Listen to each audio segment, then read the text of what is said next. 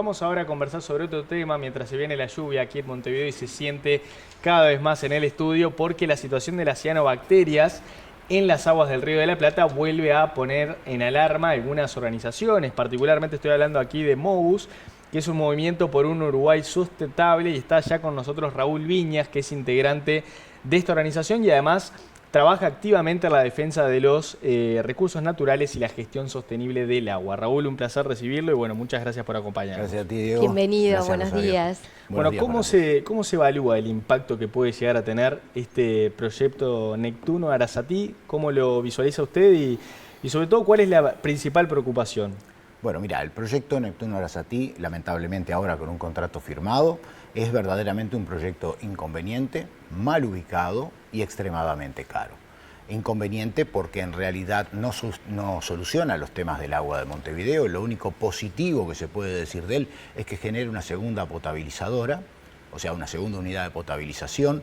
El agua en Arasatí no es de buena calidad. ¿Qué pasa el con agua la en el Río calidad? de la Plata en general no está bien, porque el Río de la Plata recibe todo lo que viene desde Bolivia, Paraguay, Argentina, Brasil y Uruguay, y nosotros no tenemos control sobre eso. La zona de Arasatí presenta, además de los problemas de contaminación generales de la cuenca, presenta además los episodios de salinidad. Al estar ubicada relativamente a la entrada del estuario, todavía tiene periodos de salinidad que se han detectado directamente y se han medido, que han llegado a superar los 85-86 días seguidos en un mismo año, y en promedio anda alrededor de 60 días, un poco más, en la cual el agua tiene un nivel de salinidad que no permite su potabilización. Eso hace inconveniente la localización. O sea, son recurrentes las cianobacterias allí en esa zona. Tengo entendido que especialmente también en el verano, ¿es así? Bueno, las cianobacterias se desarrollan principalmente en verano por razón de la temperatura. Sin embargo, las condiciones ambientales en nuestro país ahora llevan a que muchas veces tengamos también cianobacterias durante el invierno. Claro, impactan menos en la comunicación porque de pronto no lo vemos en el día a día quienes van a la playa, pero masivo. Impacta, claro. No es tan masivo. Pero impactan la fauna y demás. Impactan el ambiente generalmente, impactan todos los ecosistemas. Ahora en estos momentos la situación es verdaderamente crítica, por ejemplo, en el Río Negro. Las imágenes satelitales disponibles para cualquiera en el Observatorio Ambiental Nacional nos muestran los embalses del Río Negro y gran parte del cauce en color rojo. O sea, con niveles de clorofila muy altos, lo que quiere decir alta presencia de cianobacterias. El único lado en el Río Negro que no presenta tanto en este momento es la primera parte, la parte más arriba, después de Paso Centenario, del lago de Rincón del Bonete. Pero después, Rincón del Bonete contra la represa, Baigorria y Palmar, y el río para abajo están en rojo. Para no irnos del tema Arasatí y luego sí introducirnos más en cianobacterias, porque esto está afectando mucho al día a día, digamos, en esta época del año, ¿verdad?, de los uruguayos. Quisiera en el tema Arasatí ir concretamente, hablábamos de salinidad como uno de los grandes problemas junto con la contaminación. Las medidas que se han propuesto dentro del proyecto y a su vez una vez que se hizo el estudio de impacto ambiental, ¿ustedes consideran las medidas de mitigación tanto de la salinidad como de otro tipo de contaminantes? ¿Ustedes consideran que no son correctas o no son suficientes? ¿Han podido tener acceso a la información? Bueno, se está recurriendo específicamente la autorización ambiental otorgada, se está recurriendo en la justicia, porque entendemos que es una...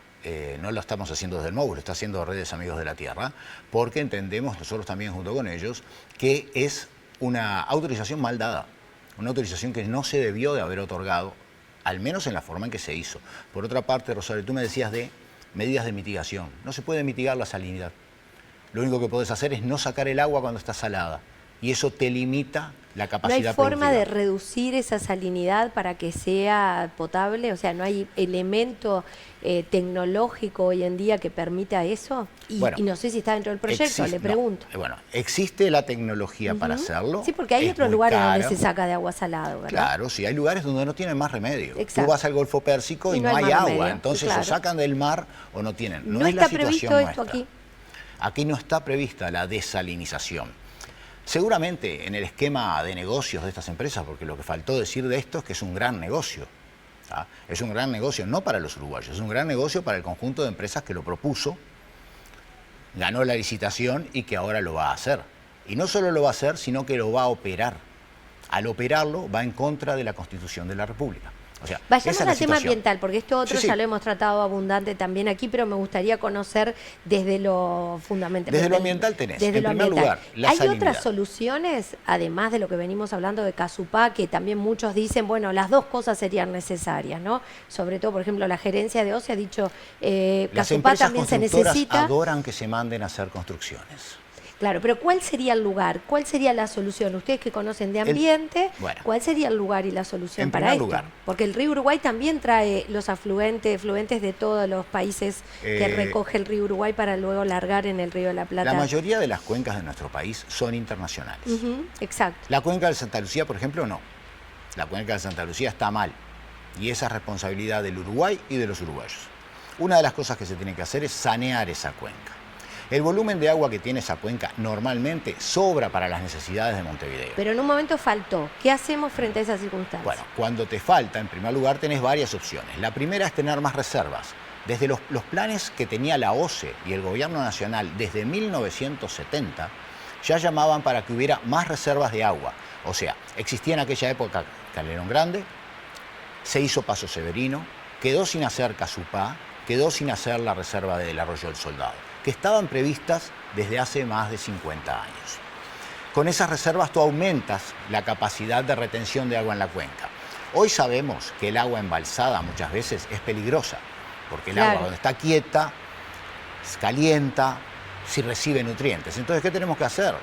Tenemos que hacer una gestión general de la cuenca de Santa Lucía con un criterio ambiental y productivo, pero que las dos vayan juntas las cosas. No podemos destruir todo el monte nativo del costado de un arroyo, de un río, y pensar que no va a pasar nada. No podemos utilizar agroquímicos en cantidades al costado de un arroyo, de un río, y pensar que no va a pasar nada. No podemos permitir plantas industriales, sobre todo de gran tamaño, al costado de un río y pensar que no va a pasar nada. Todas esas cosas generan problemas. Y el Ministerio de Salud Pública y la OCE, por ejemplo, ¿no están al tanto de esos riesgos que usted señalaba?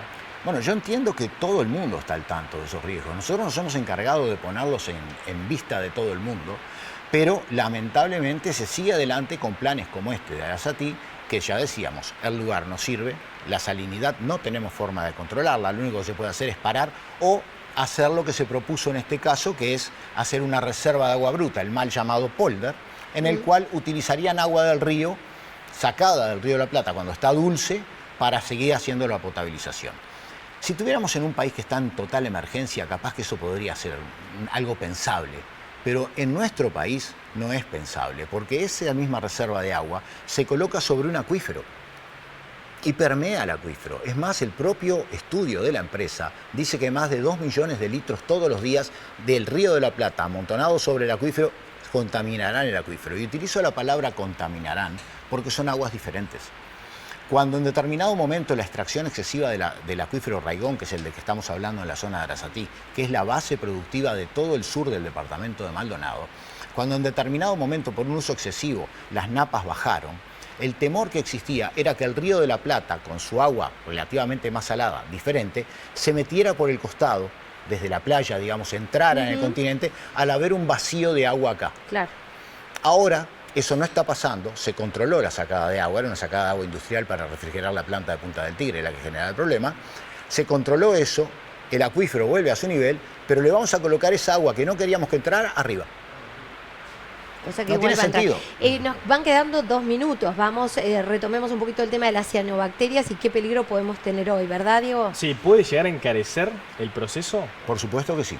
Todas las cosas que van en contra del agua, que vas a entrar al proceso, que bajan la calidad del agua, encarecen, hacen más peligroso el proceso porque obligan a la utilización de productos químicos que dejan residuos. ¿Y qué medidas se pueden tomar para que no te aumente los costos la presencia de este tipo de fenómenos? Mantener las cuencas limpias, cuidar el ambiente, no dejar que pase cualquier cosa y cuando pasa, castigar Las adecuadamente. penas, habían dicho el gobierno actual que iba a intentar, me acuerdo de escuchar a Gerardo Amarilla en su momento como viceministro, diciendo que iba a intentar aumentar las penas para las empresas o para los productores agropecuarios que generaran más contaminación. ¿Se mejoró en algo esto de las penas, el control? Porque si no hay control no se ríe de nada.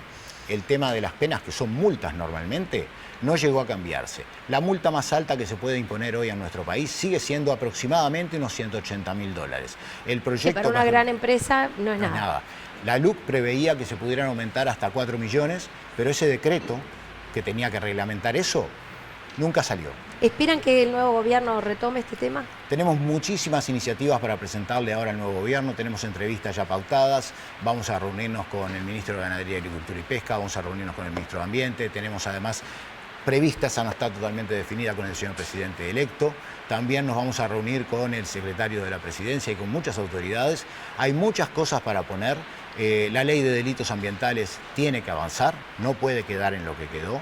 Tenemos que lograr que no se firmen más contratos del tipo de contratos de inversión que se firmaron y que nos cuestan muchísimo. Y tenemos también, algo más puntual, derogar aquella ley del año 2002 que prevé las iniciativas privadas, porque se está usando en forma abusiva para no tener los controles que deben tener las obras de participación público-privada y terminar con una financiación carísima pagando 3 y 4 veces el valor de las obras. Aclaremos, Arasatí, que costaría 294 millones, esa es la financiación que tiene que obtener la empresa constructora. A nosotros nos la van a cobrar, con IVA incluido, más de 1.000 y son reajustables. O sea, no sabemos exactamente cuánto va a ser porque eso va a depender de la relación entre la unidad indexada y el dólar. Va a ser siempre más alto que eso. O sea, estamos perdiendo mucho dinero que serviría para muchas otras cosas. Uno escucha las urgencias, escucha a la gente como los que estuvieron antes que yo acá sentados, los problemas que existen y cómo el dinero podría arreglar eso, y lo estamos tirando en pagar por obras que no son necesarias o que no son bien planificadas, más de 3 veces su valor. Muy bien, Raúl Viñas, muchísimas gracias, le agradecemos. Aquí se puede profundizar en este libro, en el Pacto Colonial, con alguna de las posturas que usted tiene en relación a este tema. Ese libro, sobre todo sobre UPM. Está especialmente sobre el contrato UPM, pero habla de los contratos en general, muestra cómo se llega a niveles de entrega que hacen que esos contratos en realidad sean una forma de colonización empresarial sobre nuestro Podemos país. comunicarnos a través de Mobus. Exactamente. Exacto, así en las redes sociales. Mobus Uruguay, tenemos el blog, tenemos la web, por todo. Perfecto, muchísimas gracias. Estaremos atentos también a todos estos avances que tengan en las distintas reuniones que nos informaban. Muchas gracias a ustedes.